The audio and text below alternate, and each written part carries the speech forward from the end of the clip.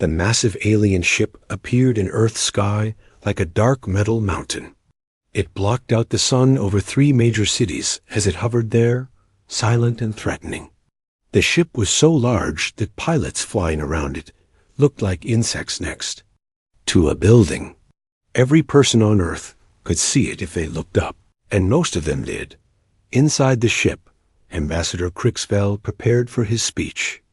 He was tall and thin, with gray skin that looked like old leather. His 4 arms moved quickly as he checked his equipment. The Zephyrian Empire had done this many times before. Find a new species, demand they surrender, take what they wanted. It always worked, always. These humans are pathetic, Crixfell said to his aide. Look at their ships. Look at their weapons.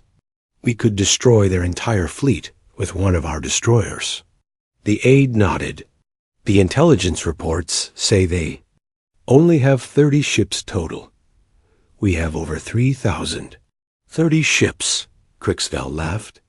We have more ships in our escort fleet than they have in their entire military. This will be over in hours. Down on Earth, General Lisa Carter stood in the war room deep under the Pentagon. She was 42 years old, with short brown hair and calm blue eyes. She had fought in 3 wars on Earth and never lost a battle. But she had never faced anything like this. President Jack Murphy paced back and forth behind her. Lisa, tell me we have options. We always have options, sir, Carter replied. She kept her voice steady, but inside she was calculating odds. 30 human ships against 3,000 alien ships. Their weapons were centuries ahead of human technology. Their shields could probably stop anything humans could throw at them. Admiral Kate Williams pulled up the tactical display. Their ship is 2 miles long. Our biggest ship is the U.S. Liberty, and it's only 800 feet. They have weapons we don't even understand.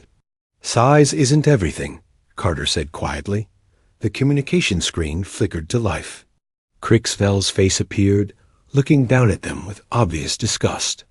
When he spoke, his voice was translated by their computers, but the tone of contempt came through clearly. Humans of Earth, Crixfell began. I am Ambassador Crixfell of the Zephyrian Empire.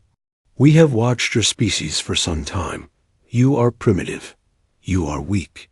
But you have resources we can use. President Murphy stepped forward. What do you want? Want? Crixfell's laugh sounded like metal scraping on stone. We do not want. We take. But we are generous. We offer you terms. The terms appeared on screens around the world. Every human could read them, translated into every language. Complete surrender of all military forces. Half of all resources to be given to the Empire every year. All humans to be moved to small areas where the Empire could watch them. Any resistance would result in the complete destruction of human civilization. You have 72 hours to accept, Crixfell continued. If you refuse, we will take what we want anyway. Your choice is simple. Surrender and live as our subjects, or fight and die as fools. The transmission ended. The room fell silent except for the hum of computers and the sound of President Murphy's breathing. General, the president said. Options? Carter walked the tactical display. She studied the alien ship, memorizing every detail. They're right about one thing. In a straight fight, they win. Their technology is better. Their ships are bigger. They have more of everything. So we surrender? Admiral Williams asked. No. Carter's voice was quiet but firm. We don't fight their kind of war. We fight our kind of war. War Marshal Deck Moore sat in his command chair aboard the dreadnought Eternal Victory. He was reviewing the intelligence reports on humanity for the 3rd time. Every time he read them, he became more confident this would be easy. They have never fought a space war, he told his staff. Their longest conflict lasted 6 years, and that was on their own planet. They have no experience with real warfare. His second-in-command, Commander Vex Cole, nodded. Should we prepare the full fleet for this? Ekmur waved one of his. 4 hands dismissively. Send 1 battle group. Keep the rest in reserve. We might need them for the next conquest. 1 battle group against their entire fleet? Their entire fleet could not damage one of our frigates, Ekmur said. This is not a war. This is pest control. Back on Earth, Carter called an emergency meeting of all military commanders. They, gathered in the secure bunker, faces grim with the weight of impossible odds. They expect us to fight like every other species they've conquered, Carter said. Line up our ships, exchange fire, die honorably when we're outgunned. Colonel Ben Hayes, Carter's strategic advisor, leaned forward. What are you thinking, General? I'm thinking about Vietnam, about Afghanistan, about every time a smaller force beat a larger one. Carter turned to face the group. We don't have their technology. We don't have their numbers. But we have something. They don't. What's that? Admiral Williams asked. We're fighting for our home. They're just here to collect resources. Carter pulled up images of human colonies throughout the system. They think this is business. For us, this is survival. And humans are very good at surviving. The debate went on for hours. Most commanders argued for negotiation. The technology gap was too large. The numbers were impossible. Fighting would only get more humans killed. Carter listened to every argument. When they finished, she stood and walked to the center of the room. 72 hours, she said. That's how long until they expect our answer. But I already know what we're going to tell them. The room waited. We're going to tell them exactly what they want to hear. Carter's eyes were cold as winter steel. You want war? We'll give you war. War Marshal Vec Moore read the intelligence reports with growing amusement. Human military history showed they fought with primitive weapons and simple tactics. Their wars were fought on the surface of one planet, never in space. They had no experience with shield technology, plasma weapons, or faster-than-light combat maneuvers. Look at this, he said to Commander Vex Cole, pointing at the display. Their biggest victory was something called World War II. They used metal bullets and chemical explosives. Metal bullets against our plasma shields. Vex Cole studied the data. Their ships are armed with nuclear missiles and laser cannons. Our shields can stop both without any power drain. Exactly. Deploy Battle Group 7. That should be more than enough. Detmore leaned back in his command chair. Actually, make it half of Battle Group 7. I don't want to waste resources on such a minor task. The Zephyrian force that moved toward human space consisted of 200 ships. Each ship was larger and more advanced than anything humans had built. Their weapons could destroy a human ship with a single shot. Their shields could survive anything the human fleet could throw at them. General Carter watched the alien ships approach on the main tactical display. 200 ships against 30 human vessels. The odds were still impossible, but she noticed something important.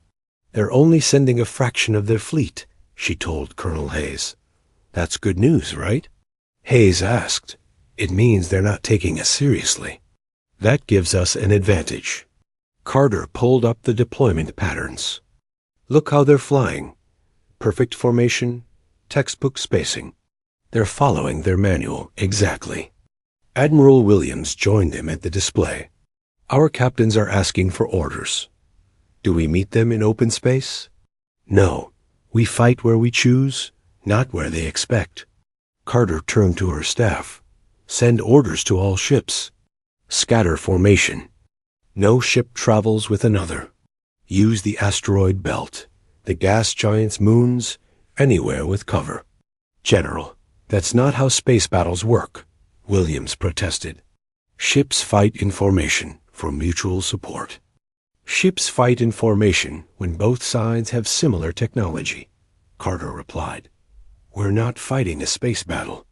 We're fighting a guerrilla war that happens to be in space. Dr. Sam Rodriguez had been working for 60 hours straight. The physicist looked exhausted, but his eyes were bright with excitement. He had been studying the captured alien technology from their first probe ships. Mary, come look at this, he called to engineer Mary Kim. Kim hurried over to his workstation. What did you find? Their shields are incredible against energy weapons and projectiles, Rodriguez explained. But they're designed to stop weapons, not tools. I don't understand. Rodriguez pulled up technical specifications. A mining laser cuts through rock by focusing energy differently than a weapon laser. Their shields recognize weapon signatures and block them. But a mining laser might pass right through. Kim's eyes widened. The mining ships, we could convert them. Not just convert them, disguise them. Make them look like civilian ships running away from the battle. Within hours, the plan spread through. The human fleet. Mining ships throughout the solar system began converting their equipment. Cargo haulers installed hidden missile launchers. Construction mechs were loaded onto transport ships. Every piece of civilian equipment became a potential weapon. Captain Joe Miller commanded the mining ship Rocky Mountain. It was not built for war. It was built to crack asteroids and extract valuable metals. But as Miller watched the alien fleet approach Proxima Centauri, he felt ready for battle. They're not even scanning us, his navigator reported. Their sensors show us as civilian ships fleeing the system. Perfect, Miller said. Take us into the asteroid field. Stay close to the big rocks. The Rocky Mountain and 5 other mining ships hid among the asteroids near Proxima Centauri. The alien patrol fleet approached the human colony with confidence. 3 heavy cruisers and 12 destroyers, more than enough to destroy the small human settlement. The Zephyrian commander, Sub-Marshal Kextor, barely noticed the civilian ships. His sensors showed mining vessels and cargo haulers running away from the battle. Exactly what he expected from a primitive species. Begin bombardment of the colony, Kextor ordered. Standard pattern. Destroy military targets first, then infrastructure. The alien ships moved into attack formation. Their weapons powered up, ready to destroy the human settlement in minutes. They never saw the mining ships moving behind the asteroids. Miller waited until the alien ships were committed to their attack. Run. All ships. Execute planhammer. Target the lead cruiser. The Rocky Mountain burst from behind a massive asteroid. Its mining laser, modified to focus into a tight beam, struck the alien cruiser's side. The beam cut through the shield like it was not there and carved a deep wound in the ship's hull. 5 other mining ships attacked from different directions. Each ship used equipment the aliens had never seen as weapons. Drilling lasers burned through armor. Explosive mining charges, designed to crack asteroids, tore holes in alien hulls. Rock crushers, meant to break up ore, smashed into alien ships like giant hammers. The Zephyrian patrol fleet found itself under attack from weapons their computers did not recognize. Their shields, designed to stop military weapons, failed against mining tools. Their tactical computers had no defense patterns for this kind of attack. Sub-Marshal Kextor watched in shock as his flagship took damage from what his sensors identified as civilian mining equipment. How is this possible? His weapons officer was equally confused. Sir, they're attacking us with construction tools. Construction tools cannot penetrate our shields. Tell that to the hole in our hull, sir. The battle lasted only minutes. 3. Alien ships were destroyed. 2 were badly damaged, and the rest retreated in confusion. The human mining ships suffered minor damage from return fire, but all survived. Miller opened a communication channel to the other human ships. Good work, everyone. Let's go find another patrol to surprise. Word of the victory spread quickly through human space. The impossible had happened. Human ships had defeated alien technology using mining equipment and construction tools. More importantly, they had done it without losing a single ship. General Carter received the battle report with satisfaction. Send this to every ship in the fleet. The aliens can be beaten. Their technology is not magic. It just works differently than ours. War Marshal Vec read the report with growing anger. His patrol fleet had been defeated by mining ships. Mining ships. The intelligence reports said nothing about humans using civilian equipment as weapons. How many ships did we lose? He demanded. 3 destroyed, 2 requiring major repairs, Vexcol reported. The humans used mining lasers and construction equipment. Our shields were not calibrated for those weapon types. They are not weapon types. They are tools. Tools that destroyed our ships, sir. Vec studied the tactical analysis. The humans had not fought like any species the Empire had conquered before. They used civilian ships as warships. They hid behind asteroids like pirates. They attacked with equipment that was not designed for war. Deploy Battle Group 7, all of it, and recalibrate our shields to stop these mining tools. Yes, sir. Should we alert Fleet Command? Vec hesitated, requesting help after losing to mining. Ships would destroy his reputation. Not yet. We can handle this ourselves. War Marshal Vec stood before the holographic display showing his losses. In 2 weeks, he had lost 27 ships to human attacks. 27 ships destroyed by a species that was supposed to surrender without firing a shot. They are not fighting properly, he told his staff.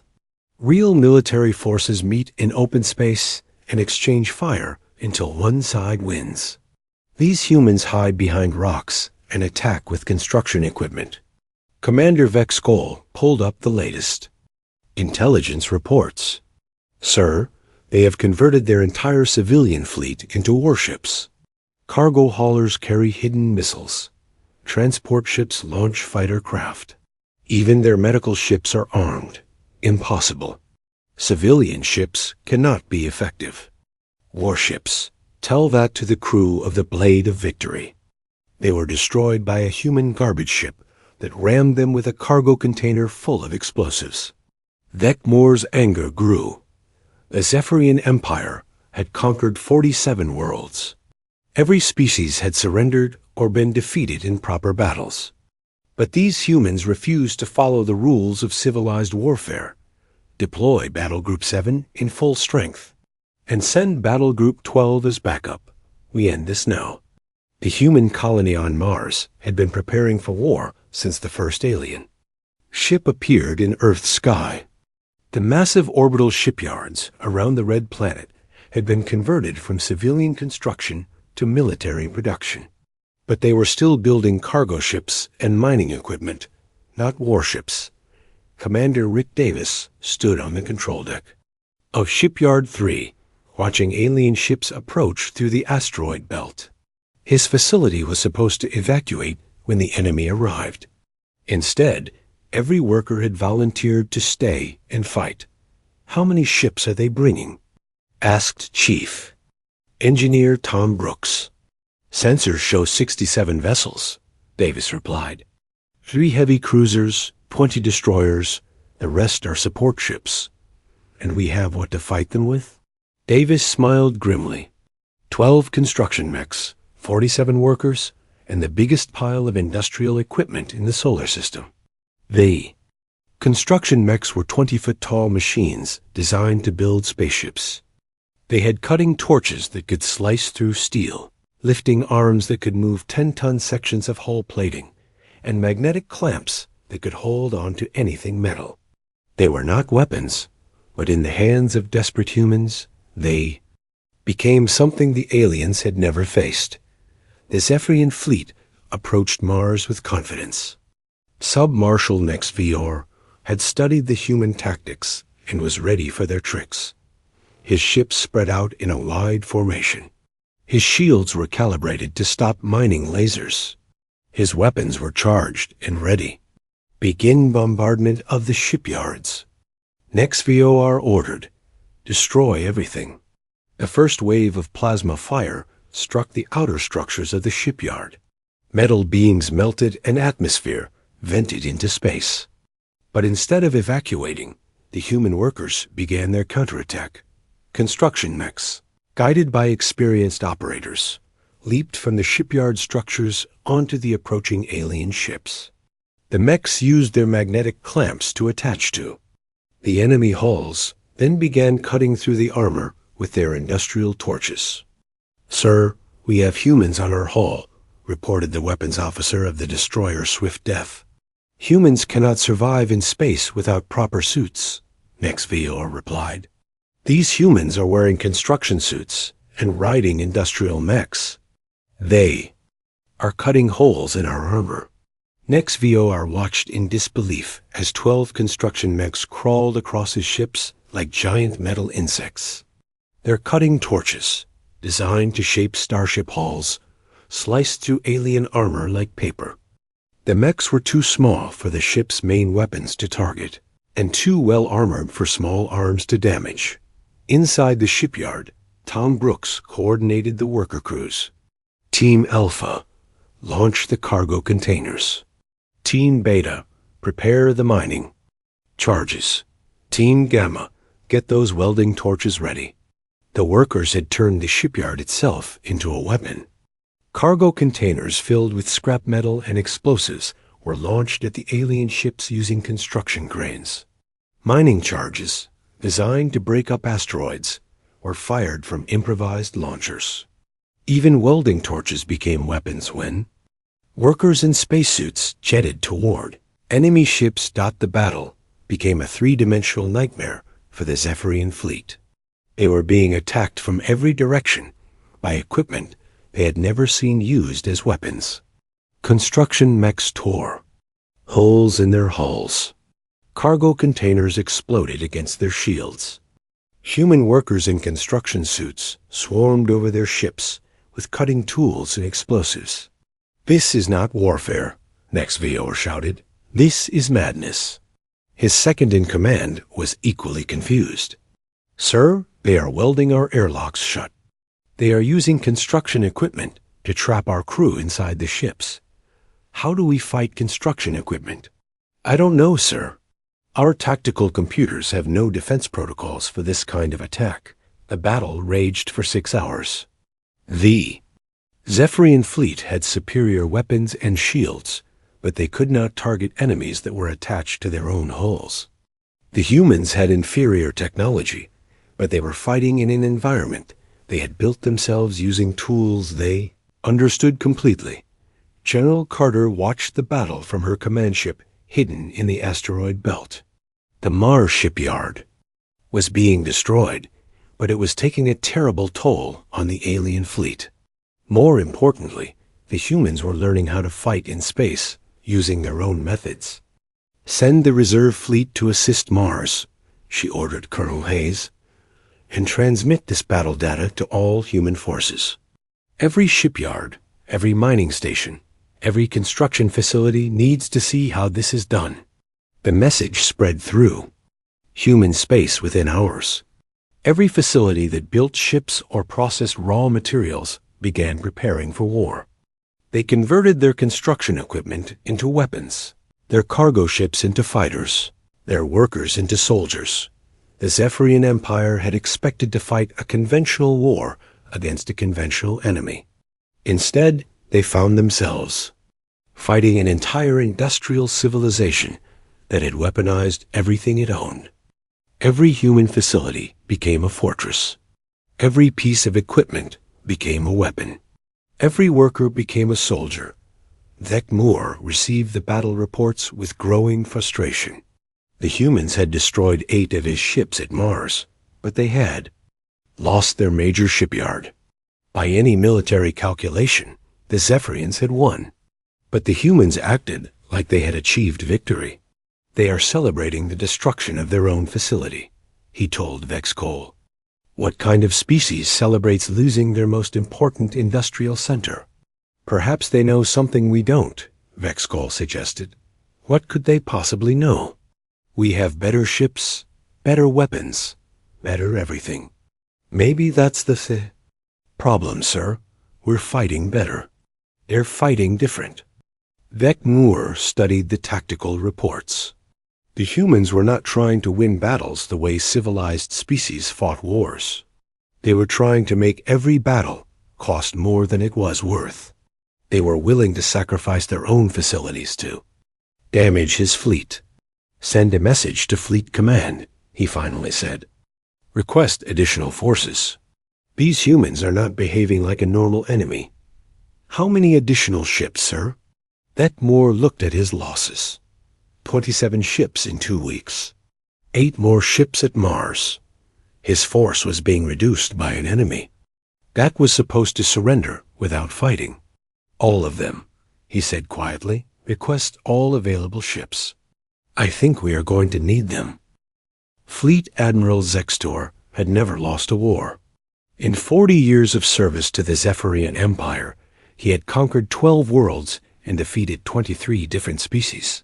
When the High Command ordered him to take personal command of the human situation, he expected to solve the problem within days. Now, 3 months later, he stared at casualty reports that made no sense.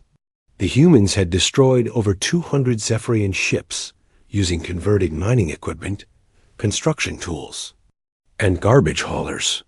His fleet had killed millions of humans and destroyed dozens of their facilities, but they kept fighting.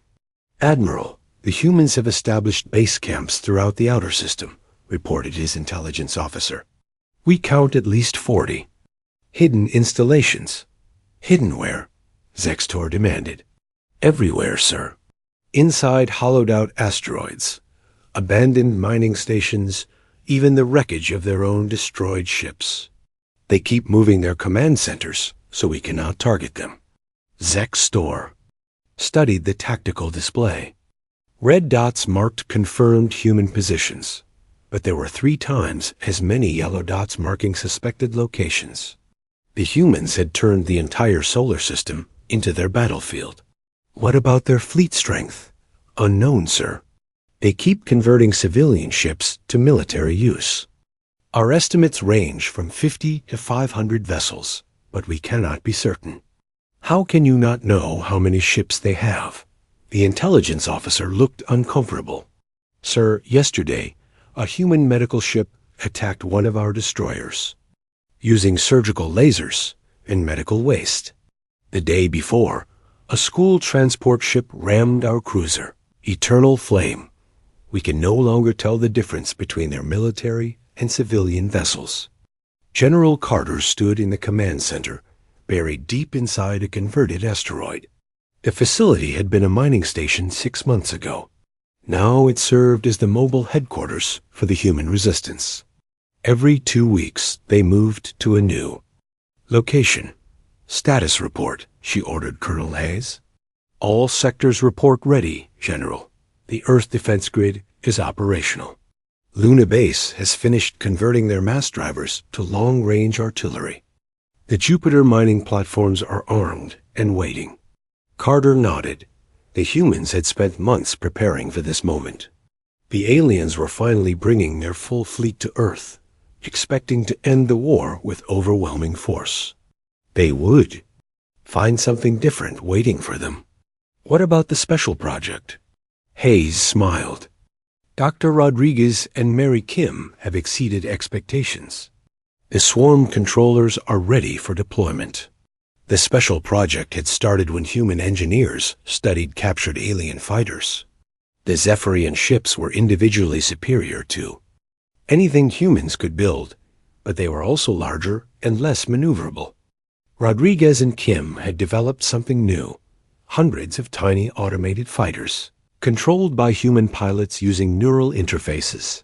Captain Laver White sat in the neural control chair on Luna Base, her mind connected to 50 small fighter craft orbiting near Earth.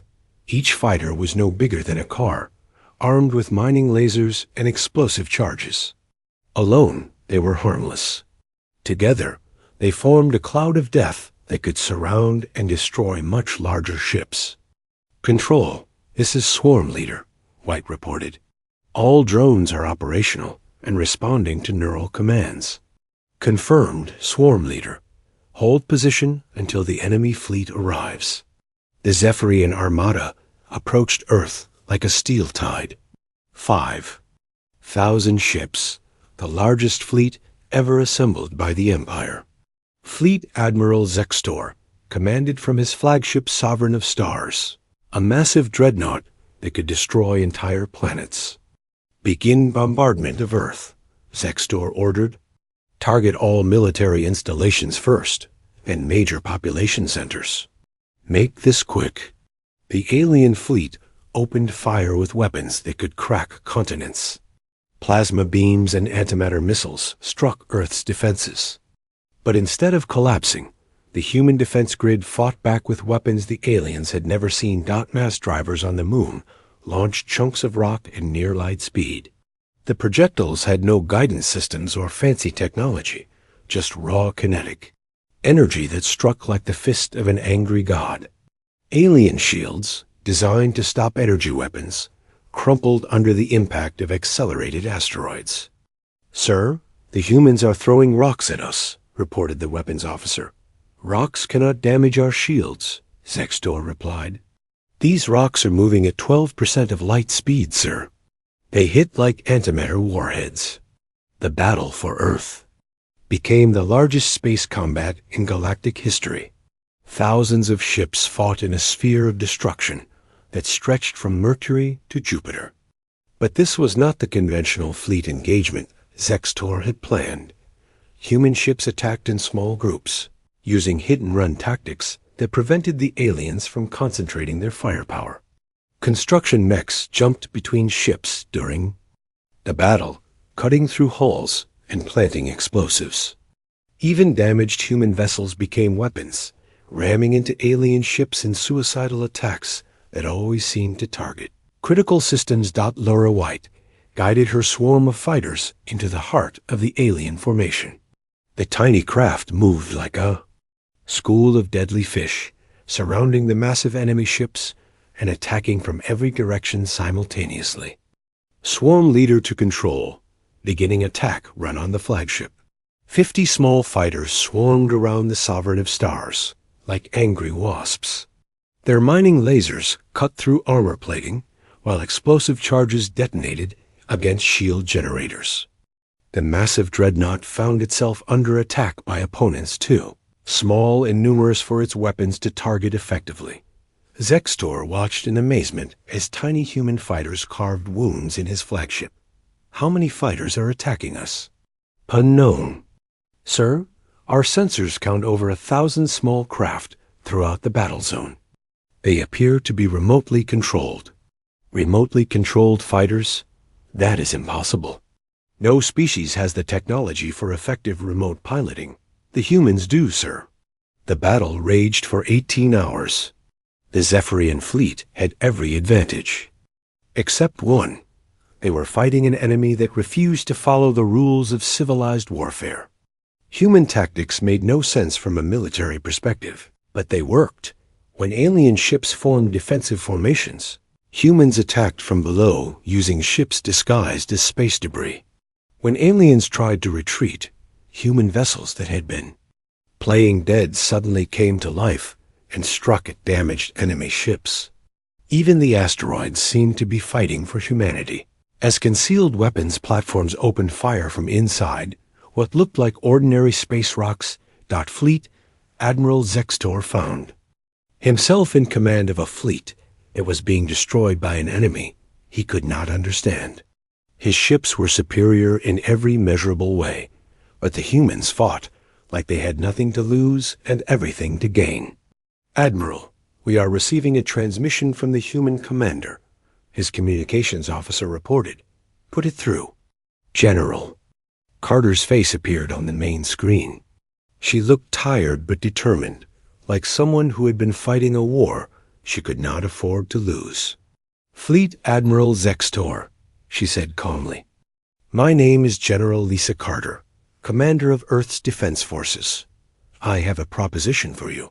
"Humans do not make propositions to the Zephyrian Empire," Zextor replied. "Today they do," Carter said. "Your fleet is being destroyed. You have lost over 800 ships in the last day. At this rate, you will have no fleet left within a week." Zextor looked at his casualty reports. She was right. His mighty armada was being torn apart by an enemy that fought with mining equipment and construction tools. "What do you propose?" he asked quietly. "Simple," Carter replied. "Surrender." Fleet Admiral Zextor stared at the human general on his screen. In 40 years of military service, no enemy had ever asked him to surrender. The very idea was impossible. The Zephyrian Empire did not surrender to anyone, especially not to a primitive species with converted mining ships. "You are insane," Zextor told Carter. "The Zephyrian Empire has ruled this galaxy for 3,000 years. We do not surrender to anyone. Your empire is ruled by fighting conventional enemies."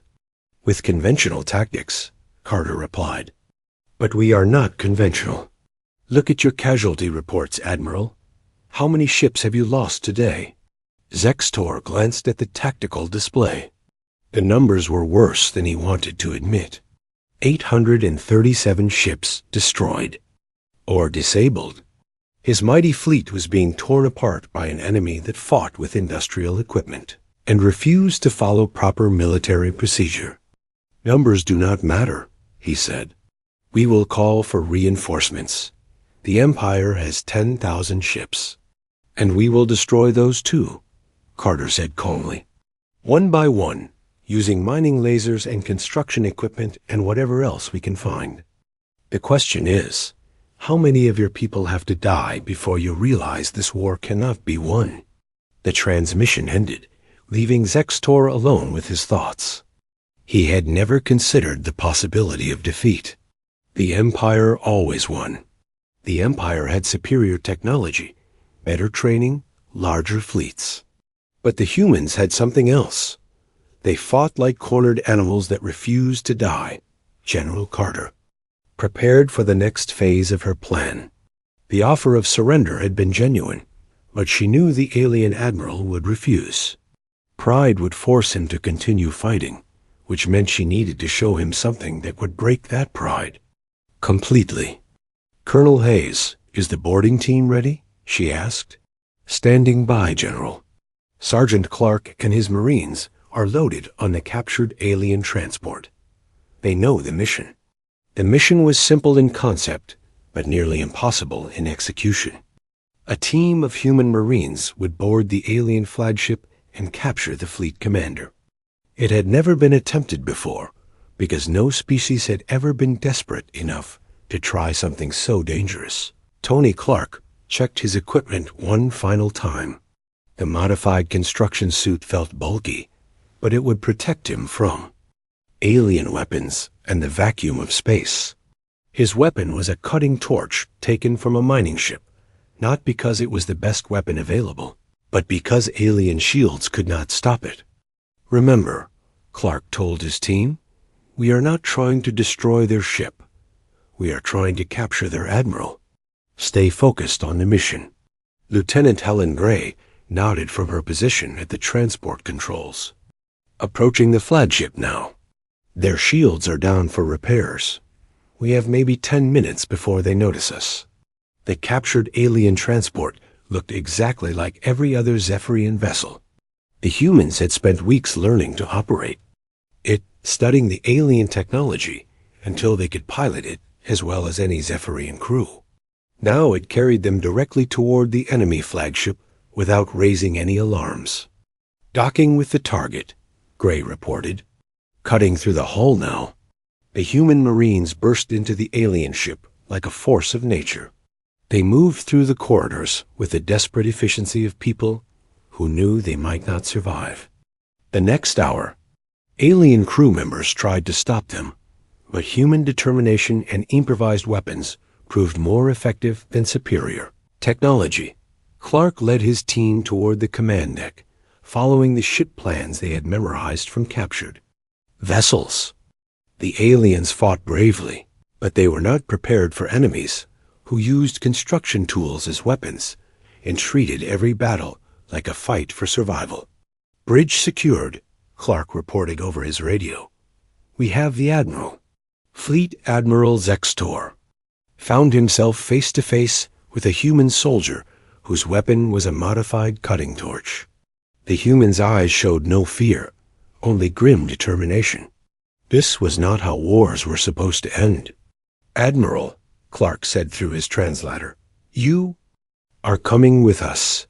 I am a fleet admiral of the Zephyrian Empire. I do not surrender to primitive soldiers." "Today you do," Clark replied, pressing the cutting torch against Zextor's neck. "Move." The journey back to the human command ship took 3 hours. Zextor was forced to watch as his mighty fleet continued to be destroyed by an enemy that refused to fight properly. Human ships attacked from every direction, using weapons that made no sense. Construction mechs tore through alien hulls. Converted garbage haulers rammed into destroyers. Even civilian transports had been turned into weapons of war. General Carter met Zextor in the interrogation room aboard her flagship. The alien admiral looked defeated, his forearms hanging limply at his sides. She had seen that look before, in enemies who finally understood they could not win. "Admiral," Carter said, "do you understand now?" "Understand what?" Zextor asked. "Why you cannot defeat us. Your empire conquers other empires. You fight armies with armies, fleets with fleets. But we are not an empire. We are a species fighting for survival. Every human is a soldier. Every tool is a weapon. Every ship is a fortress." Zextor looked at the tactical display showing his fleet's destruction. "Your tactics make no military sense. Our tactics make survival sense," Carter replied. "We do not fight to conquer. We fight to live. And humans are very good at staying alive."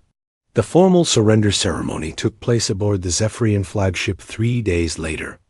Zextor signed the treaty documents with shaking hands, formally, ending the war between the Zephyrian Empire and humanity.